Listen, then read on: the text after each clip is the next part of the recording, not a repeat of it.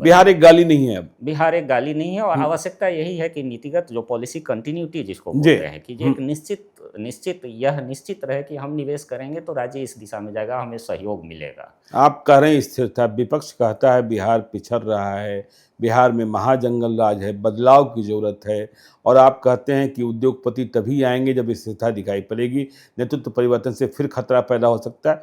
तो अर्थशास्त्री के रूप में आप इस कंट्रडिक्शन को कैसे देखते हैं? इसका जैसे लोकतंत्र है, लोकतंत्र की अपनी व्यवस्था है, इसमें चुनाव होंगे, उसके परिणाम आएंगे, लेकिन एक आवश्यकता यह होती है कि नीतिगत स्तर पर अगर कंटिन्यूटी हो तो जो इन्वेस्टर्स आते हैं उन्हें पता होता है कि हमारा निवेश जो है इस दिशा में जाएगा, हम इस पॉलिसी के तहत है, उसमें अचानक से कोई परिवर्तन नहीं होगा। आप नई नई टेक्नोलॉजी जो हमने पीछे देखा कि जैसे कई बार हम आपके यहाँ भी सुनते रहते हैं, और कई बार हम यह भी सुनते हैं कि कई उद्योग धंधे बंद हो गए। बिल्कुल, वह उद्योग धंधे दो कारणों से बंद हो सकते हैं कि दो प्रमुख कारण उसमें हो कि नई जो बदलती तकनीक है उन तकनीकों को आप अडॉप्ट नहीं कर पाए या अपने पास नहीं ला पाए।